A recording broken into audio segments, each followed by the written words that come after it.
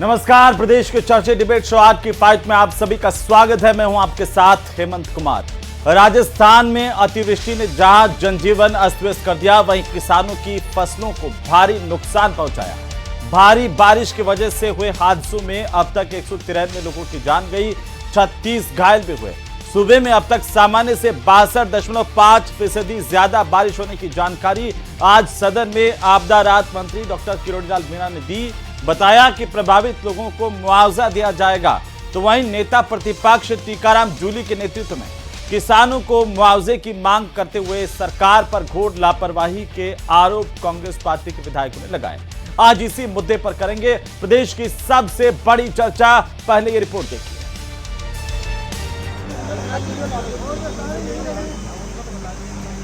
और जवाब सुनने में आपको तकलीफ हो रही है।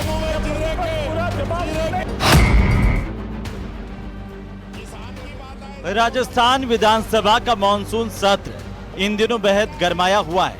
सबका पेट भरता है। आज उसकी कितनी बारिश से बर्बाद फसलों पर सियासत गरमा गई है। अरे आप नेता नहीं मानते हो। गुरुवार को प्रदेश में अतिवृष्टि और फसल खराबे को लेकर कांग्रेस विधायकों ने नेता प्रतिपक्ष टीकाराम जूली के नेतृत्व में अनोखा प्रदर्शन किया और ट्रैक्टर लेकर विधानसभा पहुंचे। नेता प्रतिपक्ष टीकाराम जूली ने कहा कि प्रदेश के अधिकांश हिस्सों में किसानों की फसलें पूरी तरह बर्बाद हो चुकी हैं। इसके बावजूद सरकार ने अब तक प्रभावित किसानों को मुआवजा नहीं दिया है। टीकाराम जूली ने आरोप लगाया कि समय पर गिरदावरी भी नहीं करवाई गई, जिससे किसानों को और अधिक नुकसान उठाना पड़ रहा है। भाई साहब बोलते हैं तो माइक बंद कर देते हैं, ट्रैक्टर लेके आते तो ट्रैक्टर रोक देते हैं, मंत्री मेरे को मारने को दौड़ते हैं। इतना अहंकार, इतना घमंड है। सरकार ने विपक्ष के आरोपों को खारिज किया और कहा कि प्रभावित जिलों का आकलन किया जा रहा है। आपदा प्रबंधन और कृषि मंत्री डॉक्टर किरोड़ीलाल मीणा ने कहा कि अतिवृष्टि और बारिश से प्रभावित प्रत्येक व्यक्ति को राहत और मुआवजा पहुंचाया जाएगा। आपदा प्रबंधन और कृषि मंत्री डॉक्टर किरोड़ी ने यह भी कहा कि राज्य सरकार गिरदावरी करवा रही है। गिरदावरी का काम 1 अगस्त 2025 से चालू कर दिया था। अभी गिरदावरी का कार्य जारी है। एक 7D रिपोर्ट बनती है, वो बनाया जा रहा है। मानसून सत्र में किसानों के मुद्दे ने राजनीतिक तापमान बढ़ा दिया है। एक और विपक्ष ट्रैक्टर और बैनरों के साथ सड़क से सदन तक सरकार को घेरने की कोशिश कर रहा है, तो वहीं सरकार स्थिति का आकलन कर राहत पैकेज तैयार करने का भरोसा दिला रही है। आज की फाइट में आज प्रदेश की सबसे बड़ी चर्चा इसी मुद्दे पर करेंगे। तो किसानों की फसल खराबे को लेकर के सदन में आज हंगामा बेहिसाब बरपा और सरकार की तरफ से ये आश्वासन दिया गया सदन में कि सबको मुआवजा दिया जाएगा। सबसे बड़ा सवाल आज की डिबेट में पूछेंगे। तो पहला सवाल यही कि किसानों की फसल खराब, हंगामा क्यों बेहिसाब? अब किसानों की फसलें खराब हुई तो क्या सरकार किसानों के बीच में है, जमीन पर है, धरातल पर है? धरातल पर कैसी स्थितियां हैं, क्या उनका आकलन समय से किया गया? इस पर भी सवाल करेंगे। सवाल नंबर दो ये कि राहत का इंतजार गिरदावरी करवा रही सरकार, लेकिन सवाल तो ये कि क्या गिरदावरी देरी से हो रही है? सिस्टम ऐसा हो गया है जिससे किसान को क्या उसका जो भी परेशानी, जो भी दर्द है, उसका नुकसान है, उसकी भरपाई पूरी हो पाएगी? ये महत्वपूर्ण सवाल, इसको भी पूछेंगे। सवाल नंबर 3 ये कि भारी बारिश ने डराया, नुकसान के आंकड़ों ने चौंकाया। और 3 नंबर सवाल ये कि मुआवजे की सियासत में आखिर फायदा किसका है? क्योंकि क्या किसान का फायदा हो रहा है इससे, क्या इससे सरकार का फायदा हो रहा है जिस तरीके से मुआवजा देरी से होता है, या विपक्ष का फायदा है? क्योंकि विपक्ष में आज आक्रामक नजर आया और विपक्ष की तरफ से पुरजोर तरीके से आज इस मांग को उठाया गया। आज इसी पर चर्चा करेंगे। सबसे पहले परिचय करवा दूं, हमारे साथ खास मेहमान जुड़ चुके हैं।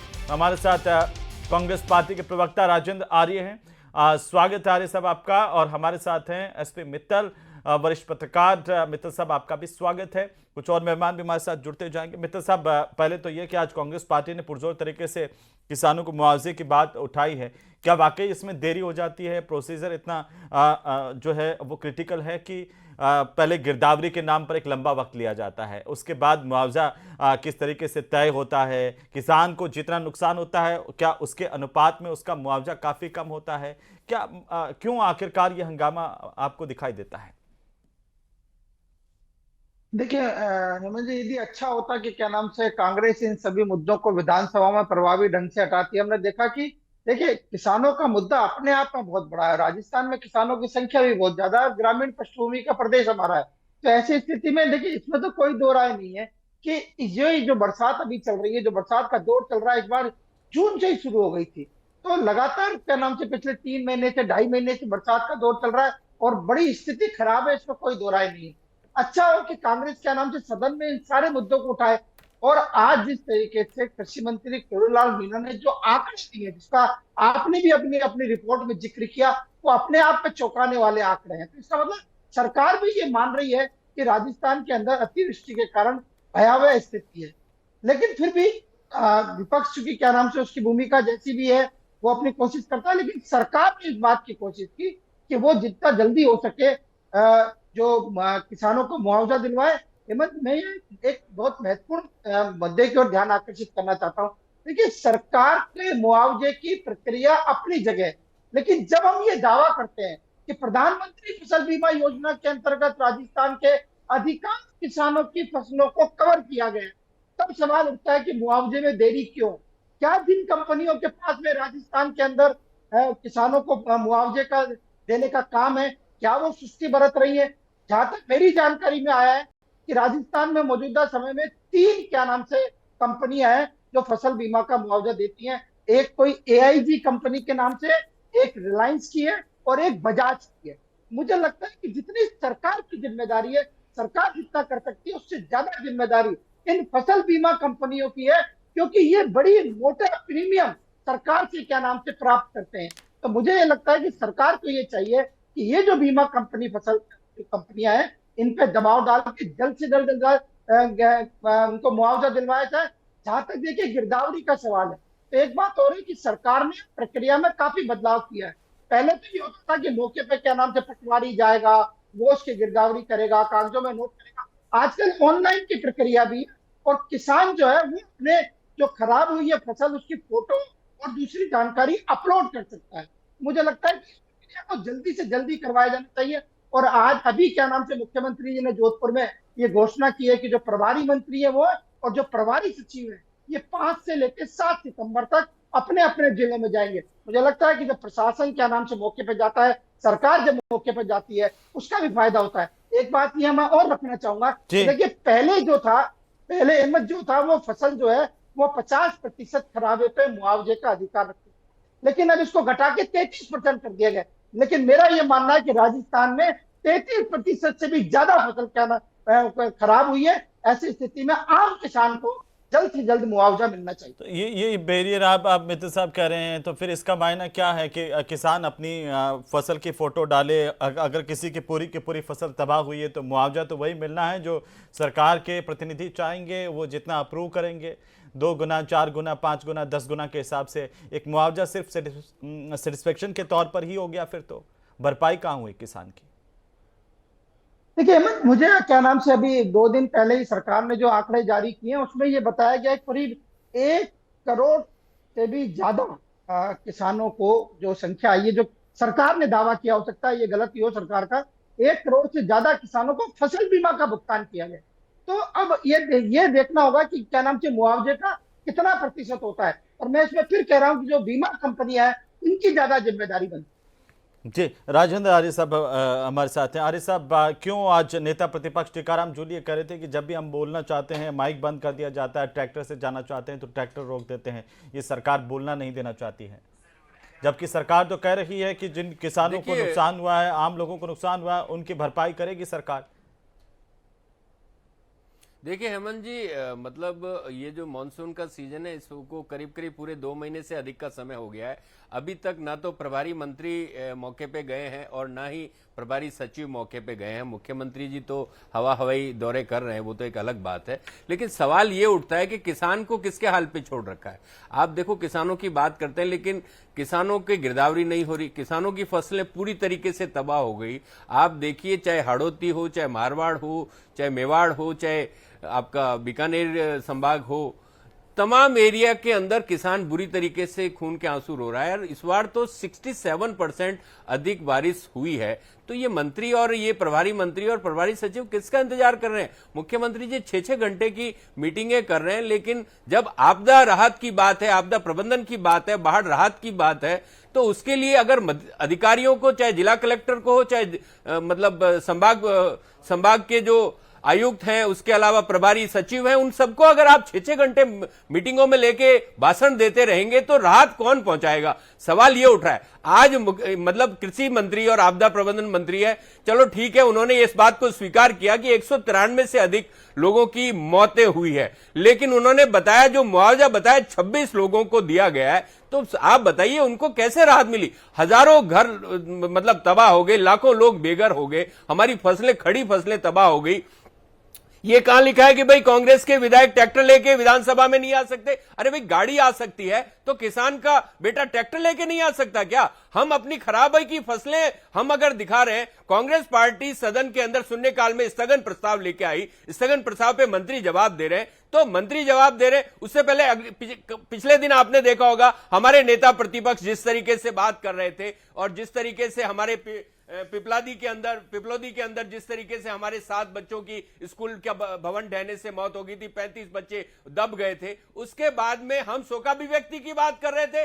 आप किसी की भी शोकाभिव्यक्ति करते हैं, लेकिन जो बच्चे मरे, हमारे अबोध बच्चे मरे, शिक्षा के मंदिर में मरे, उसके लिए आप शोकाभिव्यक्ति नहीं कराना चाहते? अरे भाई, विधानसभा में करवा देते आपने। फिर आपके मंत्री हमारे नेता प्रतिपक्ष की तरफ बाहें चढ़ाकर मतलब हमला करने के लिए दौड़ते हैं। ये कैसा सदन चल रहा है? और जो हमारे सदन के जो सभापति हैं या हमारे विधानसभा अध्यक्ष हैं, कांग्रेस पार्टी ने सर्वसम्मति से सहमति दी और विपक्ष और पक्ष के दोनों की सहमति से वो अध्यक्ष चुने गए, लेकिन अध्यक्ष का जो रवैया है वो पूरी की पूरी तरीके से सत्ताधारी पार्टी के पक्ष में उनको बचाने की बात कर रहे हैं। अरे भाई, आप किसानों को राहत देना नहीं चाहते। आज राजधानी के अंदर आप देखिए, पौष इलाके डूबे हुए हैं, जगह जगह पे मौतें हो रही है, कहीं पे भी कोई मंत्री जा नहीं रहा, ना राहत हो रहा है। कहीं पे भी आप विधायक दिख रहे हैं क्या?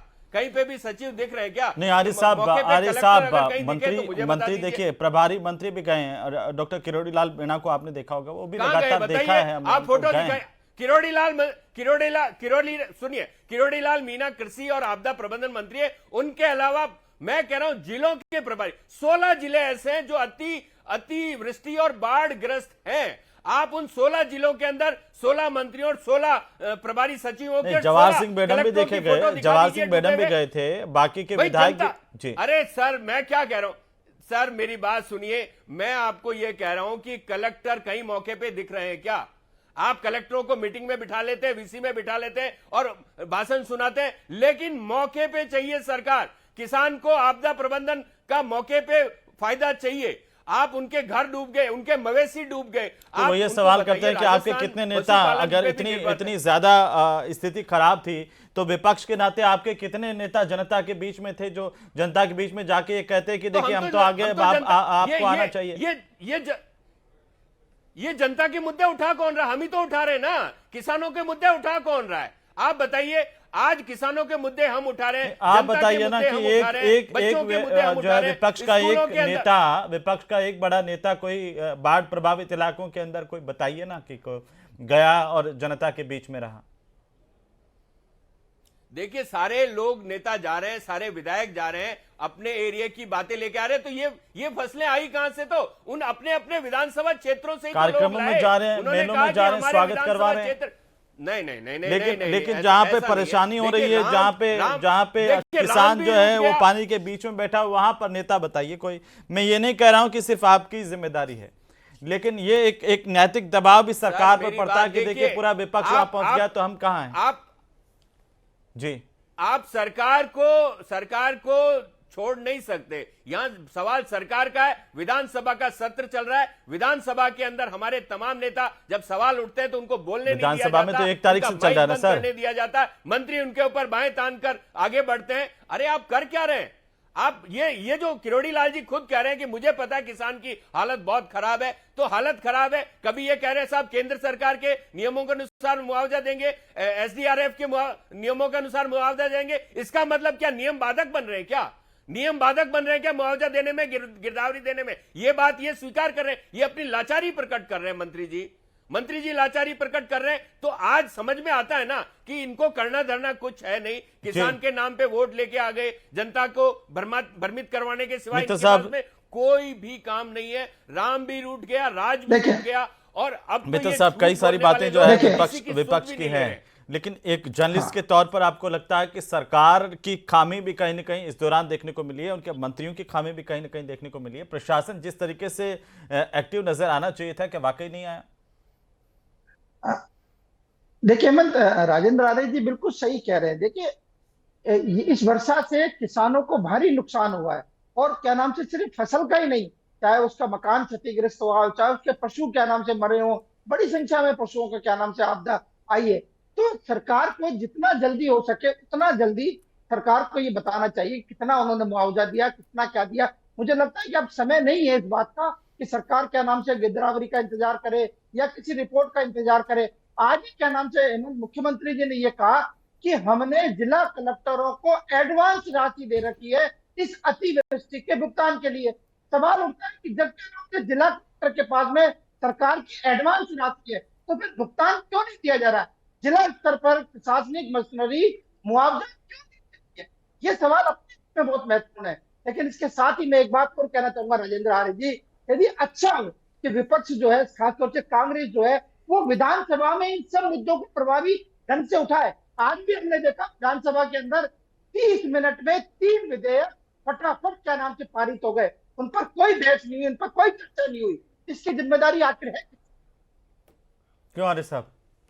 ये भी तो जिम्मेदारी लेनी चाहिए कि बिना चर्चा के विधेयक पारित हो जाते हैं और विपक्ष सिर्फ हंगामे में ही मशगूल रहता है। नहीं, ऐसा नहीं है हेमंत जी, चर्चा करना ना कौन चाहता है। देखिए ये इस पूरी की पूरी विधानसभा के अंदर जो संसदीय कार्य मंत्री हैं जोगाराम जी पटेल, सबसे ज्यादा सदन के अंदर व्यवधान तो जोगाराम जी पटेल खुद है। वो पूरी तरीके से कोई भी जो कांग्रेसी विधायक है उसको लेकर टीका टिप्पणी करते हैं। आर्य साहब, मैं आपको रोक रहा हूं। प्रदेश के कृषि मंत्री और आपदा राहत मंत्री डॉक्टर किरोड़ी लाल मीणा हमारे साथ जुड़ चुके हैं। डॉक्टर साहब, स्वागत है न्यूज 18 राजस्थान पर।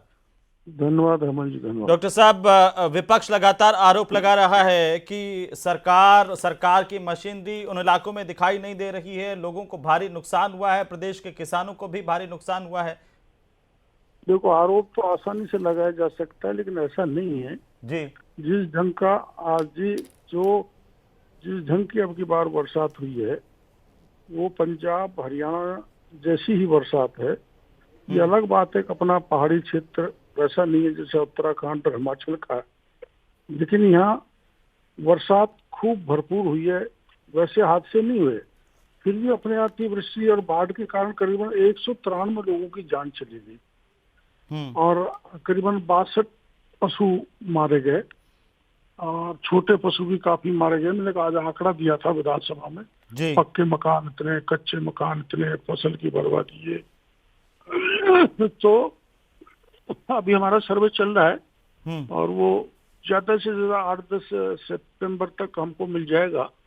और जो SDRF की गाइडलाइंस है जो भारत सरकार ने तय की है, उसके अनुसार हम एक पाई का हिसाब देंगे। ऐसी स्थिति कहीं नहीं बनी जहां अधिकारी नहीं पहुंचे हों। अब ये बात अलग है कि ज्यादा बरसात हो गई, कई स्टेगनेंट वाटर हो गया, किसी कारण से नेचुरल फ्लो को कहीं लोगों जैसे सुजानगढ़ है, सुजानगढ़ में लो लाइंग एरिया है, उसमें उसके दूसरी तरफ के निर्माण हो गया जो FCI ने कर लिया और उसके कारण ऐसे स्टेगनेंट हर अपने जयपुर में भी समस्या थी। जो नेचुरल फ्लो लोगों ने निर्माण कर लिया। मेरे में लठिया नाला बहुत बड़ा लंबा पूरा बहता है सवाई माधोपुर, उसमें लोगों ने निर्माण कर डाले। तो ये नेचुरल फ्लो और जो बिना किसी उसके नगर नियोजन के जो नियोजक की राय के निर्माण हो गए, उससे वाटर की स्टेगनेंसी हुई है, जिसके कारण घरों में पानी घुसा है और कुछ बरसात भी ज्यादा हुई है। तो ड्रेनेज सिस्टम कहीं प्रॉपर नहीं था। पर जहाँ भी जिस प्रकार का भी नुकसान हुआ है, जो मापदंड तय हैं उसके अनुसार हम सहायता करेंगे। आपने अभी तक डॉक्टर साहब आपके विभाग ने अभी तक किसी को मुआवजा दिया है क्या इस अतिवृष्टि को लेकर के, जो फसल खराबे पे लोगों के मकान गिर गए उन सब पर? वो नहीं है जी, लेकिन हमने 193 में से 58 मृतक परिवारों को पैसा दे दिया, पशु हानि का भी दे दिया, कई जगह मकानों को भी दे दिया है। और जो कहीं आश्रय स्थल की जरूरत पड़ी वहाँ आश्रय स्थल दिया, कहीं फूड पैकेट बांटने की जरूरत फूड पैकेट दिया, मेडिसिन भेजी। और हम अब जितना भी हमारे पास आएगा सर्वे में, हम जो भी मापदंड है उसके हिसाब से पूरी भरपाई करेंगे, इसका भरोसा रखें। एसपी मित्तल साहब हैं, वरिष्ठ पत्रकार डॉक्टर साहब, वो कुछ कहना चाह रहे हैं, जरा सुन लेते हैं उनकी बात को। हाँ, जी मित्तल साहब बोलिए। मैं हेमंत, मैं क्या नाम से आदरणीय मीणा जी से पूछना चाहता हूँ कि आखिर राजस्थान में गिरदावरी का काम कब तक पूरा हो जाएगा, और गिरदावरी की रिपोर्ट के बाद में जो किसानों को जो मुआवजा मिलना है वो कब से शुरू कर देगी सरकार, और इसमें जो क्या नाम से बीमा कंपनियां हैं जो फसल बीमा करती है उनकी क्या भूमिका होगी? इसमें मित्तल साहब क्या है कि हमारा ज्यादा से ज्यादा 10-12 सितंबर तक हमारा सारे सर्वे होकर आ जाएगा, और हम 10 दिन में 100% जो हम सहायता देते हैं, हम कोई वो नहीं करते, रिलीफ देते हैं, वो रिलीफ हम 10-12 दिन में हम पूरा दे देंगे, चाहे वो फसल का है, चाहे वो मकान का है, चाहे झोपड़ी का है, चाहे पशु का है, चाहे किसी व्यक्ति का है, चाहे बर्तन का है, चाहे कपड़े का है, हर तरह प्रकार का हम इनका 10 से 12 दिन में डॉक्टर साहब आप कह रहे हैं कि फसल बीमा वाला मुआवजा भी आप दे देंगे? दूसरी फसल बीमा का योजना का ये है जी, जो फसल चौपट हो गई है वहाँ हम जो प्रीमियम जमा कराया है किसानों ने, उसका 25% राशि किसानों को भी बांट देंगे इतने समय में। जी, लेकिन डॉक्टर साहब विपक्ष कह रहा है कि उन्हें बोलने नहीं दिया जा रहा है, और आजकल सरकार के मंत्री गुस्से में ही रहते हैं। टीकाराम जूली तो जब भी बोलते हैं, अभी संजय शर्मा जी को हमने देखा और आज आपको देखा प्रदेश में, कि कितना गुस्सा आ रहा है आपको। मेरे को कब गुस्सा आ रहा था? मैंने आपको किसी ने गलत बता दिया, मैं तो हंस रहा था। तस्वीरें आ रही थी डॉक्टर साहब। अब सरकार के मंत्री इतने गुस्से में रहेंगे और नेता प्रतिपक्ष को बोलने नहीं देंगे तो सवाल तो उठाएंगे ना। नहीं, आपको किसी ने गलत बता दिया जी, आपने को रॉन्ग रिपोर्टिंग कर दी। मैं तो बिल्कुल ही गुस्से में नहीं आया था, शांतिपूर्वक तरीके से मैंने जवाब दिया। जहां तक जवाब उन्होंने सुना मैं वहां तक देता रहा। बाद में वो वेल में आ गए तो फिर बोलने का मौका मिला नहीं, मैं बैठ गया। इट इज एब्सोल्युटली रॉन्ग कि मैंने गुस्सा किया है, बिल्कुल गलत सूचना दी आपको किसी ने। कांग्रेस के प्रवक्ता हमारे साथ जुड़े हुए हैं और वो कुछ कहना भी चाह रहे हैं। आरिफ साहब, आप अभी कह रहे थे कि सरकार आपको बोलने नहीं देती विपक्ष को, बोलिए।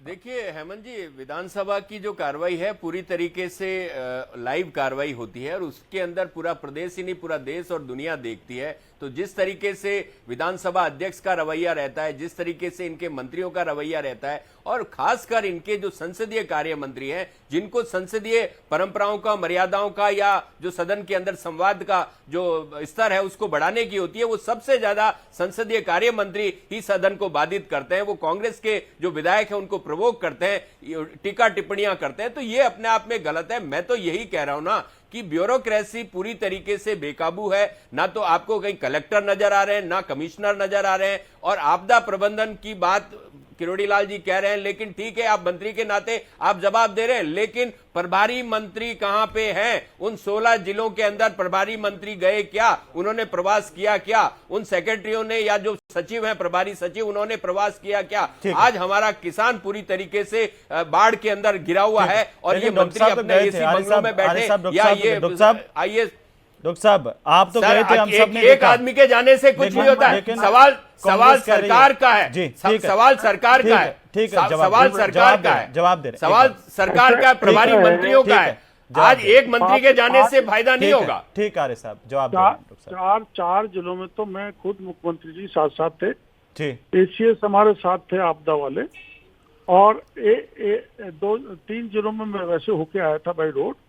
और आज ही मुख्यमंत्री जी ने आदेश दिए 5, 6, 7 में तीनों दिन मंत्री अपने अपने जिलों में जाएंगे और सब लोगों का नुकसान का जायजा भी लेके आके रिपोर्टिंग करेंगे और मंत्री मुख्यमंत्री को हम देंगे। ये जो कह रहे हैं आर्य जी कौन है, मेरा परिचय बाय द वे मैं माफी चाहता हूँ जी मेरे साथ 5 घंटे तक जिला सवाई माधोपुर के एसपी पॉकलेट पे खड़े रहे हैं। हमने बाढ़ग्रस्त एक गांव को बचाया।